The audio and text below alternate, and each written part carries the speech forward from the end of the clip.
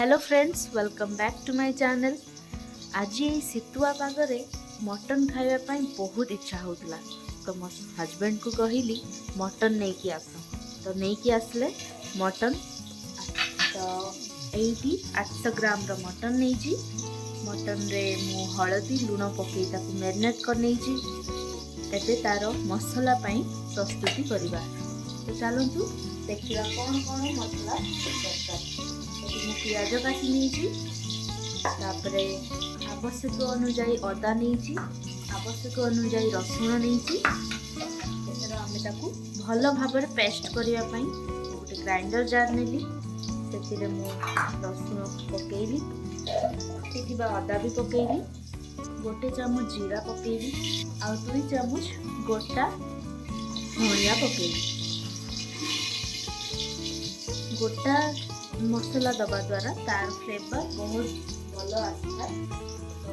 सब जिन गोटा ही यूज कर 5-7टी लवंग पकेली, गोटे दालचीनी पकेली, टुकड़ा करके भांगी पकेली, 4-5टी गुजराती पकेली, गोलमरीच 10टी पकेली। एथर अल्प पानी मिसई आपको भल भाव फाइनली पेस्ट करी। मु पेस्ट करने भल भाव पूरा फाइनली पेस्ट करने। तापरे देखंतु मटन प्रस्तुति केमती करवा। एठी मु गोटे कड़ई नहीं, से मु सोरष तेल देवी। कड़ई गरम हो गलानी, आवश्यक अनुसार सोरिष तेल देली। मु आउ एठी गरम मसला पकौ नहीं, कहीं मु पेस्ट कला बेले गरम मसला सह सब मिसेकी पेस्ट करी। तो तेणु मु डायरेक्ट पियाज पकेबी।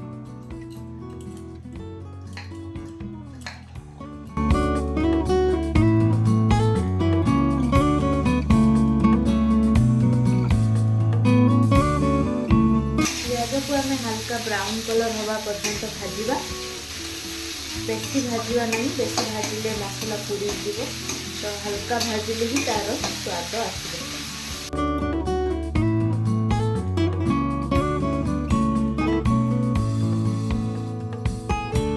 अल्प लुण देदबा। लुण देले पियाज रस सब बाहर भल से पेस्ट हो।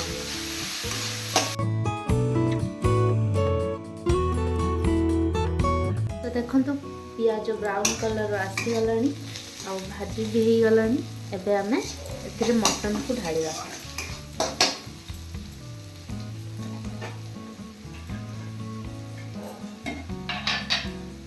एठी जो मटन मैरिनेट करी रखिछि ताको अल्प अल्प करी पकेबी।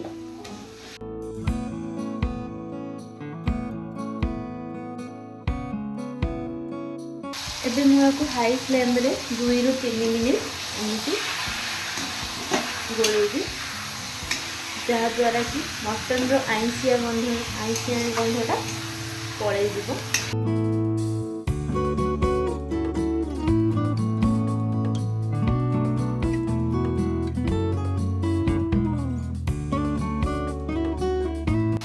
किसी लंका गुंड देदेवी स्वाद अनुजाई।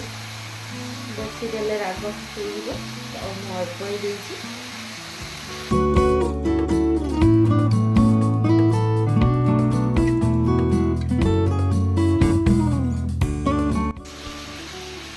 देखो भल भाव मटन रू पानी छाड़ला। आम एमती मटन भाजवा द्वारा तार आइंस गंधटा पड़े जाए, भल भाव मटन जल्दी सीझी भी जाए। तो आम आज गोटे नुआ प्रोसेस बनाऊँ। देखते जिते मटन रो स्किनटा एमती सीझी आसो किंतु भितर सीझी नथिबो, से स्टेज आसला परे आमे एथिरे मसला पकेबा। एबे देखंतु मटन रे पानी मरी आसलानी, आसला आमे मसला पकेबा। जो बाटी रखी मसला से ऐड कर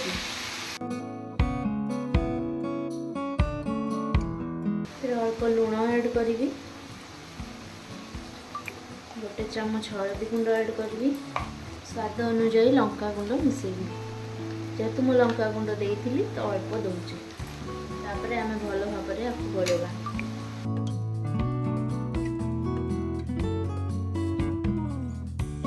ଏହିପରି ଭାବରେ ତାକୁ 20 ରୁ 25 ମିନିଟ୍ ମୁଁ ଏପରି ଗୋଳେଇବି।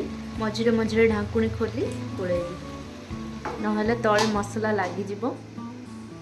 ତାକୁ ସିଝିବା ପାଇଁ ଆମେ ଛାଡ଼ିଦେଲୁ। ଦେଖନ୍ତୁ ମଟନ୍ 50% ସିଝିଗଲାଣି। 20 ରୁ 25 ମିନିଟ୍ ବି ହେଇଗଲାଣି।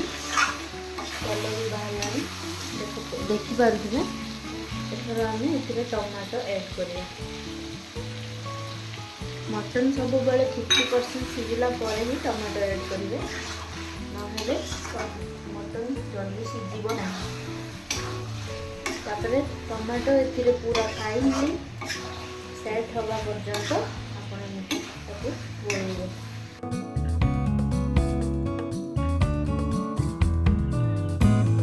କିଛି ସମୟକୁ ଢାଙ୍କି ନେବି, ହେଲେ ଟମାଟୋ ବି ଭଲସେ ସିଝିଯିବ ଆଉ କସୁରୀ ମେଥିର ସ୍ମେଲ୍ ବି ଭଲସେ ମଟନ୍ ସହ ସେଟ୍ ହେଇଯିବ। ମଝିରେ ମଝିରେ ଆମେ ତାକୁ ଚେକ୍ କରିନେବା, କାହିଁକିନା ମସଲା ଲାଗିଯାଇପାରେ। ତ ଆମେ ଏମିତି ଚେକ୍ କରିକି ଦେଖିନେବା। ଆଉ ହାଲକା ସିଝିଗଲା ପରେ ଆମେ ଏଥିରେ ଆଳୁ ପକାଇବା। ଏଥର ଆମେ ଭାଜି ରଖିଥିବା ଆଳୁ ପକାଇଦେବା। ଆଳୁକୁ ମସଲା ସହ ସେଟ୍ ହେବା ପାଇଁ ଟାଇମ୍ ଲାଗିବ। ତା ଭିତରେ ମଟନ୍ ଆଉ କିଛି ଟାଇମ୍ ସିଝିଯିବ।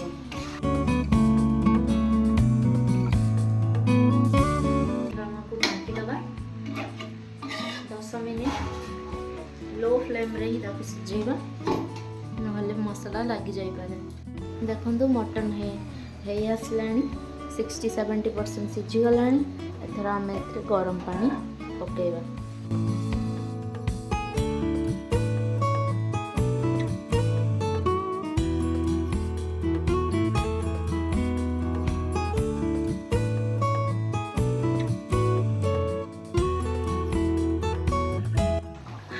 ଢାଙ୍କୁଣୀ କାଢ଼ିଲା ପରେ ଦେଖନ୍ତୁ ମଟନ୍ ଭଲସେ ଫୁଟି ଆସିଲାଣି।